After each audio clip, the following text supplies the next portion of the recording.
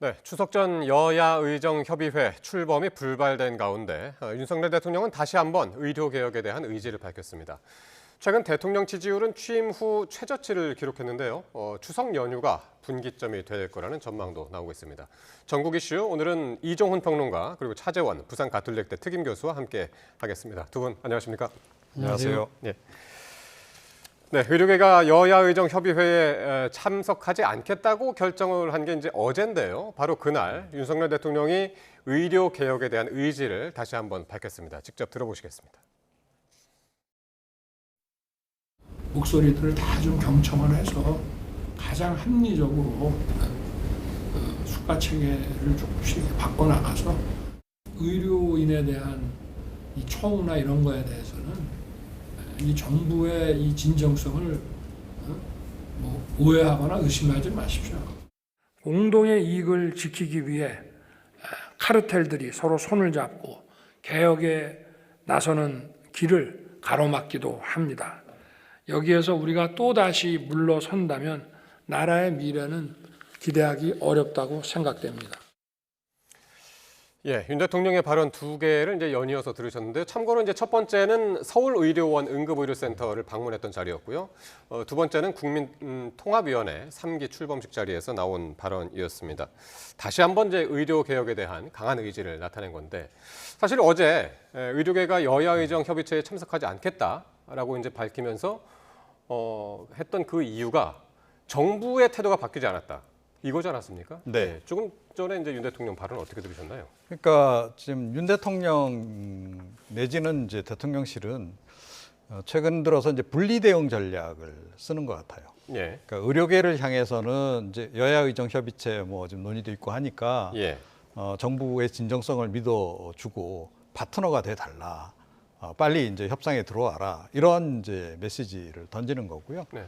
그러면서도 국민을 향해서는 예. 이 사람들이 카르텔이 돼서 지금 이 의료개혁을 지금 이제 막고 있다. 예. 그러니까 국민 여러분들이 나서서 이들을 좀 압박해 주세요. 예. 그 얘기를 지금 이제 하고 있는 건데요. 의료계와 그런데- 국민한테 다른 메시지를. 예. 예. 그런데 이제 의료계가 이제 바로 그런 점 때문에 이게 진정성이 있는지를 조금 의심을 하고 있는 겁니다. 그러니까요. 그러니까 뭐 여야의정 뭐 협의체 처음에 이제 발족 출범한다 했을 때는 대통령실이 굉장히 뭐 환영한다 이렇게 입장을 이제 밝히지 않았습니까? 예. 그리고 2026년 뭐 그 정원 유예 부분에 대해서도 좀 유연하게 대처할 것처럼. 그런데 한동훈 대표가 이제 2025년 정원 부분까지도 좀 논의할 필요가 열어놓고 있다라고 하자. 언급하니까 이제 그때부터 선을 좀 싹 예, 예. 이제 그었고. 예. 그런데 이제 의료계의 입장은 사실은 굉장히 일관돼요. 네. 처음부터 지금까지 그러니까 원점 제 논의란 말이에요. 예. 그런데 이제 이게 지금 정부 대응도 그렇고 이 지금 국민의힘 대응도 그렇고 일관되지가 않고 약간 계속 이제 왔다 갔다 하는 데다가 네. 조금 전처럼 이제 대통령실이나 윤석열 대통령은 이제 분리 대응하는 게 잘하는 거라고 생각해서 저렇게 하시는지 모르겠는데 의료계 입장에서는 예. 여기 가서는 이 얘기하고 저희 가서는 또 다른 얘기하고 이렇게 비춰지는 그러니까 거죠. 분리 대응한다고 해서 네. 국민한테 하는 메시지라고 해서 의료계가 그걸 못 듣는 것도 아니고만. 그렇죠. 그러니까요. 요즘은 그 판단을 다 하기 때문에 예. 그러니까 이제 의료계도 좀 이렇게 이번 같은 경우 특히 이제 협의체 구성이라든가 예. 이런 부분에 대해서도 진정성이 있다 이렇게 보지는 않는 겁니다. 예. 자, 차 교수님은 어떻게 들으셨나요? 일단 뭐 대통령이 추석 연휴 기간에도 계속 응급실을 방문한다고 네. 그래요. 그렇게 해서 모르겠습니다. 계속해서 국민 불안을 달랠 수 있을지 모르겠네요. 일단 뭐 대통령 입장에서는 의료개혁이라는 것은 반드시 필요하고 내가 어떤 일이 있어도 이것을 반드시 관철시키겠다는 의지를 국민들에게 한 번 더 다짐하는 그런 모습들을 보여준 것이 아닐까 하는 생각이 들고요. 그리고 현재 2025학년도 내년이죠. 네. 내년도 지금 의대 정원 부분은 사실 버스는 떠났다. 예. 지금 그러니까 지금 수시 모집이 지금 시작된 상황이기 때문에 끝났습니다. 예, 그렇기 때문에 예. 여기서 발을 뺀다는 것 자체가 이 지금 수험생과 학부모들한테 엄청난 저기 심리적 충격을 주고 더 나아가서는 전체 입시 판 자체를 흔들 수밖에 없다. 현실적으로 무리라는 것이죠. 그런 부분들을 분명히 이야기하지만 그럼에도 불구하고 지금 의료계가 지금 여러 가지 불만을 품고 있는 부분들에 대해서는 예. 나름의 당근도 나는 준비되어 있다. 예를 들면 의료 수가에 대한 네. 현실화 뭐 또 예. 이런 부분들을 이야기를 하면서 예. 그 다른 여러 가지 그러니까 의대 정원 부분을 제외한 예. 다른 부분 내가 적극적으로 수용하겠다는 뜻을 지금 보여주고 있습니다만 예. 그럼에도 불구하고 지금 의료계는 꿈쩍도 하지 않고 있는 것이거든요. 네. 이런 부분들에 대해서 국민들이 상당히 답답해하는 측면이 분명히 있는 것이죠. 국민들 대다수가 의대 정원이 좀 의사 정원이 늘어날 필요는 있다는 생각을 하지만 예. 문제는 선한 의지를 갖고 시작했던 이 정책 자체가 이 지금 공부의 꼼꼼한 이런 이 여러 가지 정책적 조율이 아니라 상당히 어떻게 보면 조금 이 힘에 의해서 예. 이렇게 나를 따르라는 식의 이런 그 좀 개혁의 방식에 대한 이 지금 의사들이 반발이 실질적으로 지금 발등에 불인 의료대란으로 벌어지고 있다. 이런 부분들에 대해서는 아무리 의지가 좋고 초심이 좋았다 하더라도 결국은 지금 국민의 생명과 안전이 상당히 이 경각의 위기에 달렸다고 한다면 대통령께서도 이제는 원점에서 다시 한 번쯤 생각해 볼 필요가 있는 것이 아니냐는 이야기가 사실은 야당뿐만 아니라 여당 내에서도 논의 이유가 예. 바로 거기 있는 것이 아닐까 하는 생각이 알겠습니다. 듭니다. 그러니까 대통령의 강한 개혁 의지도 개혁 의지인데 한덕수 총리가 그 대정부 질문 마지막 날 말이죠. 그 야당 의원들이 이렇게 얘기했죠. 사람들이 죽어나간다 응급실에서. 응급실에서가 아니라 이제 응급실을 못 가서. 그랬더니 가짜 뉴스다라고 이제 굉장히 크게 이제 반발을 했단 말이에요. 이 부분에 대해서도 의료계가 상당히 이제 문제로 이제 지적을 했었고요. 그렇죠. 예. 그러니까 윤석열 대통령도 그렇고 지금 뭐 이제 한덕수 총리도 그렇고 과연 현장 상황을 정확하게 알고 있느냐 그것에 대한 이제 의구심이 많이 이제 일 수밖에 없는 예. 그런 발언들이 지금 최근에 계속 나오는 거죠. 예. 이 부분도 의료계를 상당히 좀 자극을 하고 있는 상황이고 사실은 국민적 분노를 또 유발하고 있는 측면이기도 하다 예. 이렇게 생각합니다. 지금 아마 뭐 누구라도 응급실 가보시면 뭐 좀 한산할 수도 있어요. 어떤 응급실은. 그런데 왜 한산하냐는 거죠. 예. 의사 선생님이 없어서 한산해요. 환자를 안 예. 받기 때문에. 예, 안 예를 들어 받아서. 그런 식이라면 예. 이게 정상적으로 돌아가는 거로 안정적으로 돌아가는 거로 볼 수 있느냐라는 예. 거죠. 이제 상황이 이제 그런 부분에 대해서 지금 얼마 전에 뭐 대통령도 그 의정부의 한 병원 응급실 다녀오시기도 했는데 그렇게 한번 이렇게 슬쩍 가보는 거로는 상황 판단이 좀 어렵습니다. 그러니까 연휴 기간 동안 그래서 계속 가신다고 해요. 네, 근데 대통령이 계속 가시는 게 또 도움이 될 아마 이 부분도 국민들이 굉장히 좀 의아하게 생각할 겁니다. 오히려 대통령 가시면 여러 이제 경호 요원들도 함께 가고 또 뭐 경호 예. 또 의전 절차가 또 있잖아요. 예, 사전에 예. 안전 점검도 해야 되고 이러다 예. 보면 응급실 또 그 일시 또 환자를 또 못 받는 상황이 벌어질 수도 네. 있는 거죠. 그러면 사실은 지금 상황은 대통령이 안 돌아다니시는 게 오히려 좀 도움이 될 수도 있는 겁니다. 예. 예컨대 알겠습니다. 근데 예. 그런 부분에 대한 이제 그 판단, 그러니까 당장 이렇게 국민들한테 뭐 이렇게 보여주고 이런 것보다는 실질적으로 응급실이 제대로 가동될 수 있도록 하는 예. 그런 부분에 좀 집중해야 한다 이렇게 생각합니다. 윤 대통령 지지율이 어제 나왔었죠. 20%대라고 아니고요. 그러니까 20%가 나왔습니다. 이게 이제 취임 이후 최저치라고 하는데 의료 공백이 부정평가 첫 번째 이유로 꼽혔습니다, 교수님. 앞서도 제가 말씀드렸습니다만 네. 국민들이 지금 가장 중요시하는 생명과 건강 이 부분이 경각의 위기에 달렸다. 이 지금 앞서도 제가 잠깐 언급했습니다만 대통령의 의료개혁의 방향이 옳다고 하더라도 그 결과가 상당히 지금 문제가 되고 있다고 한다면 이런 문제는 그러니까 국민들이 지지하지 않는다는 것이고요. 사실은 이 지금 의료개혁에 대한 이 지금 그 일종의 선한 정책이 이렇게 상당히 국민들에게 과도한 불평과 불안으로 지금 기결되게 만든 대통령의 그 리더십에 대한 저는 냉정한 평가가 아닐까 하는 생각이 예. 들고요. 예. 또 한편으로는 지금 의료대란뿐만 아니라 지금 야당에서 김건희 여사의 문제를 지금 강하게 지금 비판하고 있는데요. 이 부분에도 상당히 국민들이 상당히 지금 같은 예, 뜻을 예, 표하고 예. 있는 것이 아닐까 예, 하는 생각이 예. 듭니다. 예. 지금 이 명품백 사건과 관련해서 검찰이 최근에 기소심의위원회 경찰이 불기소 처분을 결정을 하고 난 뒤에 예, 검찰이 수사심의위원회. 그리고 수사심의위원회에서도 전문가들이 불기소 의견을 지지를 했습니다만 그런 부분들의 논란이 지금 채 가시기도 전에 지금 임건희 여사가 지금 공식 석상에 지금 나타났잖아요. 예. 그런데 그러한 부분들이 뭐 열심히 나름대로 영부인 역할을 하는 것은 예. 좋습니다만 일각의 그 시각에서 봤을 때는 예. 상당히 처신 자체가 부적절한 모습도 드러나고 있다. 예. 이런 부분들이 복합적으로 작용한 결과인 그렇군요. 것 같습니다. 단순한 이제 의료 대란 요것뿐만이 아니라 복합적인 요인이 있었다.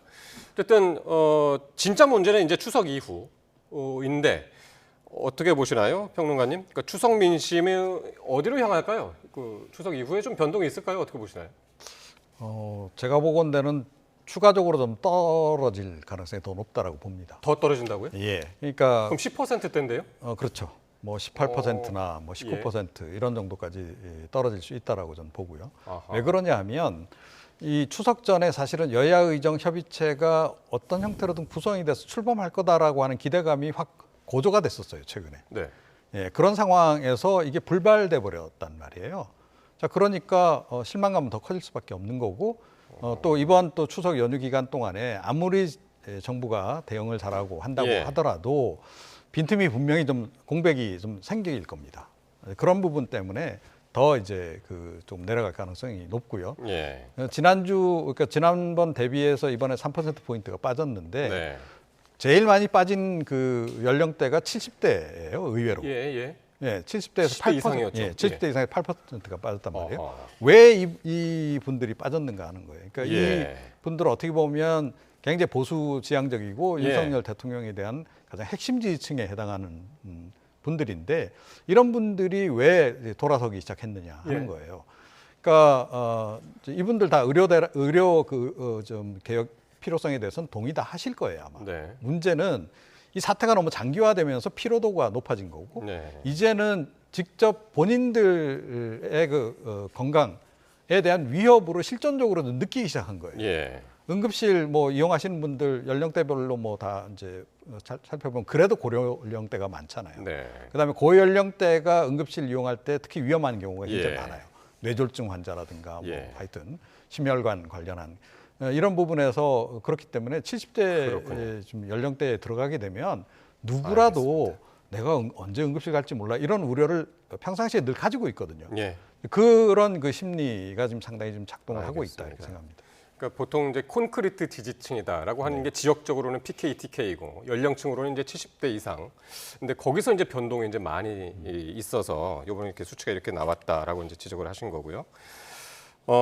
지금 이제 그 당 지지율도 이제 많이 떨어졌고 이제 그런 상황에서 한동훈 대표, 한동훈호가 이제 출범한 지 이제 50일이 이제 지난 상황인데 여야 의정 협의체 어떻게 보면은 뭐 야당에서는 이제 본인들이 제의를 했다고는 하지만은 공식적으로 이제 한동훈 대표가 이제 제안을 했고 그런 상황에서 이게 뭐 정부하고도 지금 이제 잘 이야기가 통하지 않고 있는 상황에서 한동훈 대표의 역할 향후 어떻게 해야 되나요? 좀 정부하고 대립하고 세우더라도 네. 좀 뭐 사과를 요구하거나 아니면 네. 뭐 문책을 요구하거나 이렇게 해야 되는 건가요? 어떻게 저는 뭐 보시나요? 그런 그 일종의 뭐라 정치적인 결단 이런 부분들이 좀 필요하지 않을까라는 생각이 듭니다. 사실 이 지금 윤석열 대통령에 대한 지지율과 함께 여당의 지지율도 지금 같이 떨어지고 있는 거거든요. 네. 물론 뭐 이 지금 관계 자체가 상당히 그러니까 여권, 당정 이런 측면으로 엮여져 있긴 합니다만 그럼에도 불구하고 사실 한동안은 그래도 국민의힘의 지지율은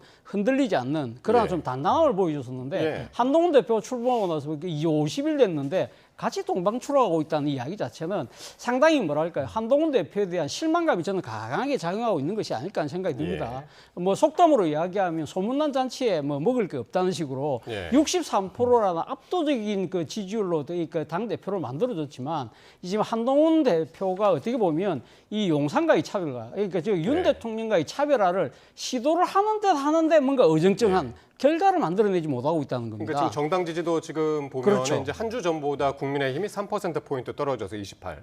더불어민주당은 계속 지금 1%포인트씩 한 주 올라오다가 지금 33%가 됐고 예. 5%포인트 차이가 나고 있습니다. 그렇죠. 예. 그러니까 이것이 결국은 이제 한동훈 대표에 대한 성적표라고 저는 볼 수 있다고 보는 것이거든요. 네. 그렇기 때문에 한동훈 대표가 사실은 이 지금 기대가 큰데 이렇게 실망이 큰 이유 중에 하나는 개도 구력도 지금 다 놓치고 있기 때문에 그런 것이 아닐까 하는 생각이 듭니다. 앞서도 예. 이야기한 대로 개라는 것은 결국 대통령과의 차별하는 부분에 대해서 어떻게 보면 대통령의 그러니까 심기를 좀 지금 나름대로 헤아리는 것처럼 보이지만 일반인들이 봤을 때는 한동훈 대표도 별 수 없구나 하는 생각을 할 수밖에 없는 것이고요. 예. 그리고 지금 민생과 관련된 의료대란 문제에서도 자신의 이게 독자적인 목소리를 내지만 예. 그러니까 체감적인 성과를 내고 있지 못하다. 예. 이런 부분들에 대해서 아마 보수 지지층 입장에서도 지금 윤 대통령이 실망한 민심이 한동훈 예. 대표에게도 옮겨가지 못하는 그러한 결과 때문에 지금 당 지지율도 약세를 면치 못하고 있는 것 같습니다. 그러니까요.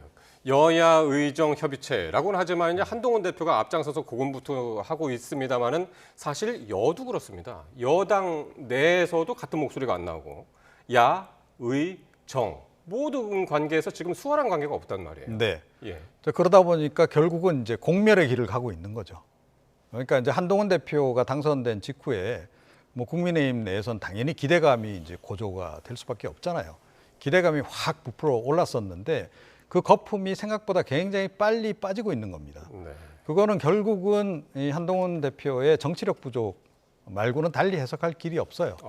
그러니까 물론 지금 상황이 녹록치 않죠. 그리고 대통령이 이제 그 한 대표에 대해서 그렇게 호의적인 생각을 가지고 있지 않다면 더더욱이 상황은 녹록치 않을 것이다. 자, 그렇다 하더라도 정치력이 뭡니까? 이런 어려운 상황을 극복하는 게 정치력이거든요. 그럼 대통령을 뭐 그야말로 뭐 계속 그 대통령실을 안 예. 만나주더라도 찾아가서라도 뭐 설득을 하든지 아니면 이제 뭐 그 당원들 여론을 동원해서 뭐 좀 수용하도록 만들든지 예. 뭐 이런 이제 그 정치적인 그런 노력들이 필요한 건데 그런 것이 지금 별로 성과가 안 나타나고 예. 있는 거예요. 말은 뭐 굉장히 그 성찬입니다. 그러니까 말은 그런- 계속 연일 뭐 좋은 얘기 많이 쏟아내시는데 예. 이게 이제 실제로 성과로 이제 연결이 안 되니까 국민 이제 그 당원들도 실망을 하는 거고 그러면서 윤석열 대통령이나 별 차이가 없네. 예. 자, 그러니까 당연히 윤 대통령의 지지율과 당의 지지율이 지금 연동되는 그런 추세를 지금 보이고 예. 있는 그런 상황이다 이렇게 생각합니다. 어쨌든 지금 말씀하신 것처럼 성과도 없고 대통령실이란 정부하고 관계도 그렇게 좋아 보이지 않고 그런데 평론가는 그럼 이건 어떻게 전망을 하시나요?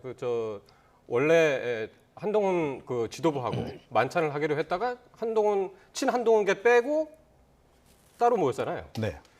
어떻게 보세요? 추석 이후에 만난다고는 했는데 그게 좀 결정적인 계기가 좀 될 수 있을까요? 좀 상황을 좀 뭐 그 계기가 그야말로 뭐 결정적인 반전 계기가 될 수 있느냐 없느냐도 사실은 상당 부분이 한동훈 대표에게 좀 달린 부분이 있다라고 생각합니다. 네. 물론 윤석열 대통령의 그 통치 스타일 변화, 예. 또 윤석열 대통령의 뭐 야당이나 또는 이제 여당을 대하는 태도, 특히 이제 한동훈 지도부를 대하는 태도 여기에도 변화가 필요하긴 해요. 네. 그런데 그 변화를 이제 그 변화하기 싫어하는 윤 대통령을 또 변화하도록 만들 수 있는 네. 그런 역량을 보여주는 것도 사실은 굉장히 중요하다라고 저는 보거든요. 네. 그런 측면에서 한 대표 이제의 역할이 굉장히 중요한데 한 대표도 그런 부분에서 아직까지는 지금 역량을 발휘하고 있지 못하다. 네. 그게 지금 이제 한계점으로 나타나고 있다 이렇게 생각합니다. 알겠습니다. 자, 그런가 하면요. 도이치모터스 사건 요 얘기를 좀 할 텐데요. 주가 조작 사건 요건 항소심에서 속칭 쩐주 손 씨의 방조 혐의가 인정되면서 김건희 여사 사법 리스크가 이제 다시 떠오르고 있습니다. 검찰이 김건희 여사에 대해서도 손 씨와 같이 이제 주가 조작 방조 혐의를 적용할 수 있느냐 관심이 이제 여기에 쏠리고 있는데 교수님 어떻게 전망하시나요? 일단 뭐 그 검찰이 어떤 결론을 내든지 간에 네. 빨리 신속하게 어떤 식으로 결정을 내릴 필요는 있다는 생각이 듭니다. 사실 뭐 지금 수사가 시작된 지 4년이 넘었는데 일종의 폭탄 돌리기를 계속적으로 하고 있었잖아요.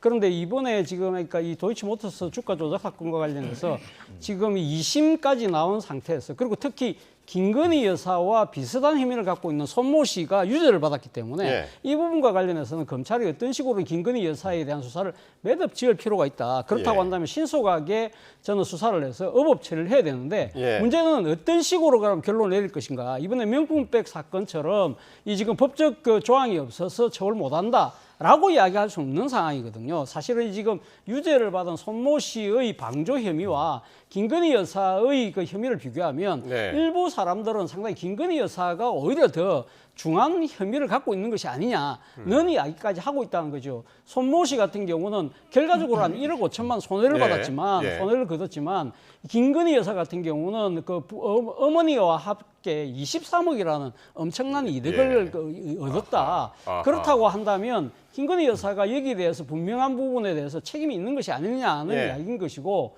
오늘 또 이 조간신문 보도를 보면 2심의 그 선고문에 보면 김건희 여사의 그 이름이 무려 80몇 회나 나온다는 거지 않습니까? 네. 지금 그러니까 예. 어머니의 이름도 30몇 회가 나온다는 이야기가 나올 정도로 상당히 핵심적인 역할을 한 것처럼 지금 나오고 있다. 그렇다고 한다면 검찰이 이러한 그 2심의 결과를 완전히 무시하기는 쉽지 않을 것이다. 예. 그렇다고 한다면 어떤 식으로든 저는 기소가 불가피하지 않을까 조심스럽게 그렇게 예측을 알겠습니다. 해봅니다. 지금 말씀하신 것처럼 이제 손 씨하고 전주 손 씨하고 같은 전주로 이제 이야기가 되고 있는 이제 김건희 여사 비슷한 혐의라고 이제 지금 말씀하셔가지고 이게 비슷한 거 가지고는 안 되잖아요. 똑같아야 되는데 그게 이제 그 혐의가 입증이 되려면 그 거래가 이루어졌다는 것 말고도 그게 시세 조종에 이용이 됐다. 내 계좌가 시세 조종 이용이 됐다라는 걸 알고 있느냐?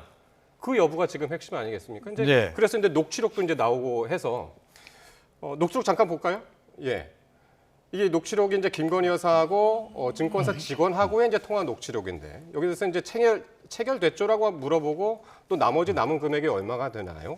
그러니까 이런 것을 봤을 때 이게 사실 재판부는 이 녹취록에 대해서는 김 여사 계좌가 시세 조중에 활용이 됐다라는 거 인정하는 근거로 이야기를 했지만 활용은 됐지만 그걸 알고 있었느냐 하고는 이제 다른 거라. 네. 그런데 이제 팩트만 이제 추려서 보면 예. 일단 그 계좌가 거래에 활용된 거는 이제 드러난 거죠. 그리고 이제 그 활용되는 그 사실을 그러면 이제 알았냐 몰랐냐 네. 하는 건데 김 여사가 그냥 맡겨만 놓고 그냥 난 전혀 몰랐다 그러면 거래 상황에 대해서 다 몰랐다는 얘기잖아요. 네. 그런데 조금 전에 녹취록 나왔습니다만 본인이 직접 확인을 다 하거든요. 네. 거래가 이루어졌는지 여부를. 예. 그렇다면 이거 몰랐을 수 없는 거 아니냐라는 얘기가 나오는 겁니다. 예. 자, 그러니까 이렇다면 이제 상당히 이거는 좀 깊숙이 개입이 이제 돼 있었던 것으로 볼 수밖에 이제 없다. 이제 이런 예. 얘기인 거죠. 그래서 예. 사실은 현재까지 드러난 그 팩트만을 놓고 이야기하면 김 여사가 이 처벌을 좀 면하기는 좀 어려운 상황이다라고 생각해요. 특히 예.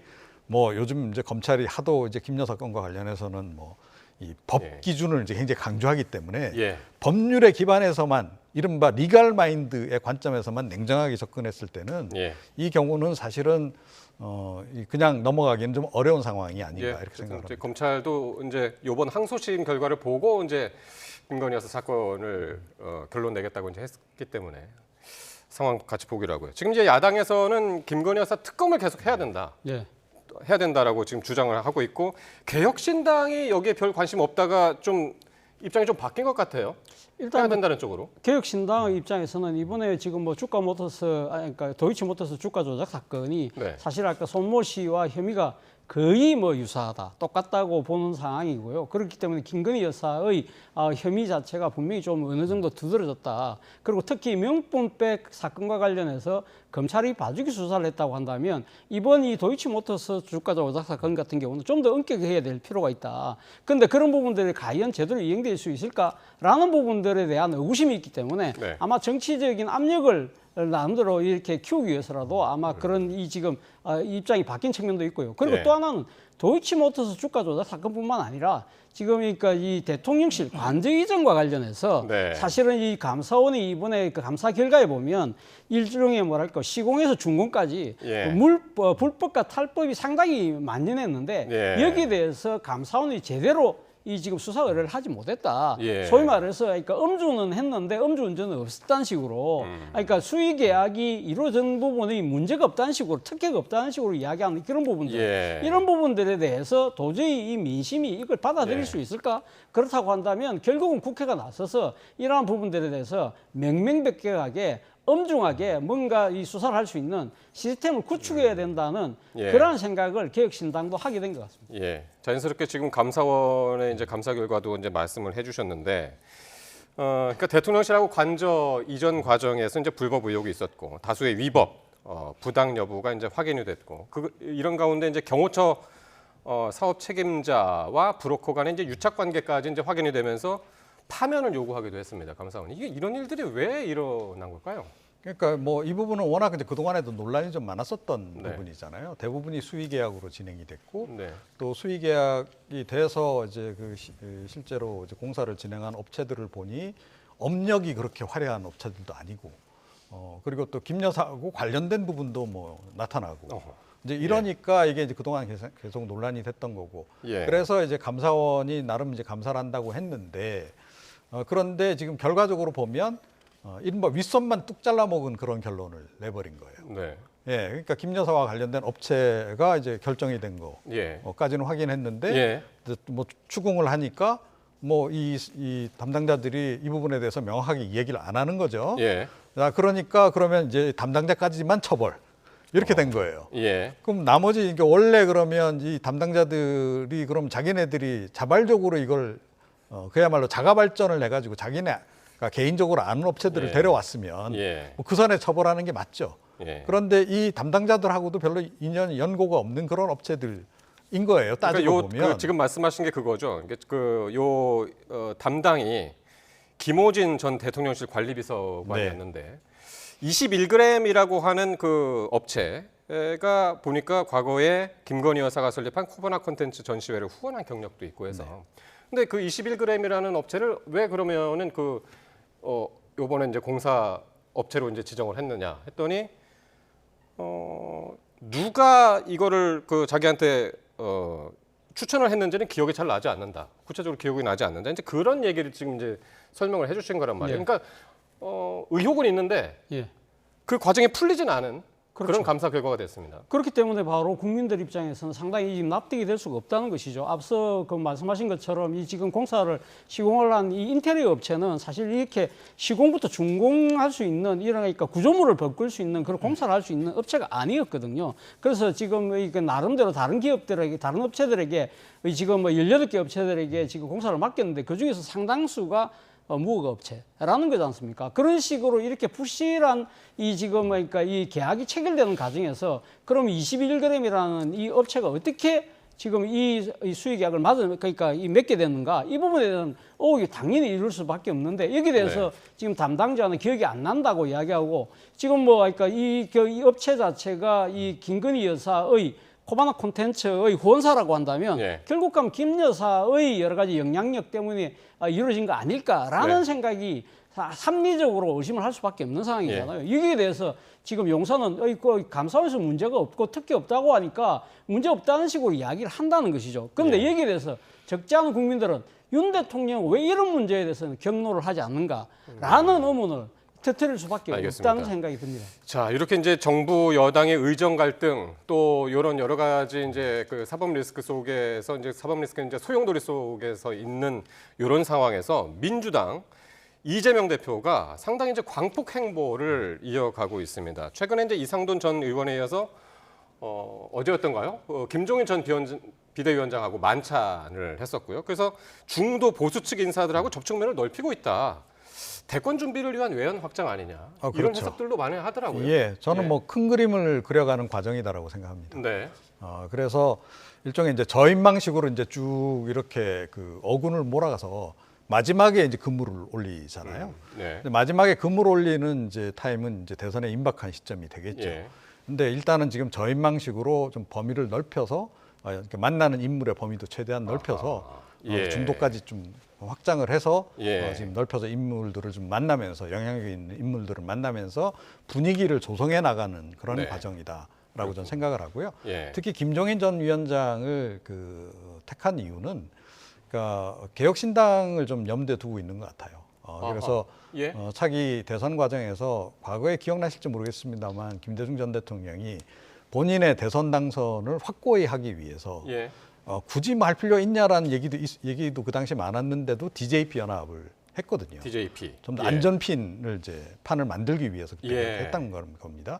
그래서 이제 대권까지 이제 무난하게 넘어갈 수 있었던 것과 마찬가지로 그러니까 중도를 잡는 과정에 있어서 개혁신당 이준석 의원 이런 인물이 굉장히 중요하다라고 보는 예. 거고 그래서 이제 김종인 전 위원장이 상당히 영향력이 있기 때문에 예. 이준석 의원에 대해서 특히 좀 이렇게 미리 만나서 그런 아마 굉장히 포괄적인 얘기들을 나눴을 가능성이 좀 예. 크지 않나 이렇게 생각합니다. 그렇게 보셨고 마지막으로 차 교수님은 어떻게 보셨나요? 그런 상황. 저도 뭐 말씀하신 거에 상당 부분 동감을 하고요. 거기다 플러스 알파로 하나 요인이 있다고 한다면 윤석열 대통령의 지지율이 지금 20%까지 추락을 했잖아요. 네. 이 상황에서 아마 이재명 대표 입장에서는 대선 행보를 서둘러야 되겠다고 생각을 했던 거죠. 왜냐하면 이 지지율이 20%대가 무너져서 뭐 10%대로 떨어지는 상황이 된다고 한다면 아마 조기 대선의 가능성도 충분히 열릴 수 있다. 이러한 이 전국의 상당한 민감한 변화되는 시기에는 소위 말하는 이 중도층에 상당한 지금 호소력이 있는 이 김종인, 이상돈 이런 분들과의 관계를 돈독히 해서 예. 그러한 상황에서의 일종의 뭐랄까요 합리적인 보수 지지층 플러스 알파로 이 국회의원들의 동참까지 이끌어내야만 탄핵이라는 부분이 완성이 될 수 있기 때문에 예. 이게 대한 정치적인 포석을 깔고 있는 것이 아닐까라는 생각이 듭니다. 그렇게 보셨군요. 예. 이종훈 평론가님 그리고 차재영 교수님 오늘 뭐 추석 연휴 첫날인데 이렇게 소중한 시간 내주셔서 대단히 고맙고요. 연휴 잘 보내시기 바랍니다. 네, 고맙습니다. 네.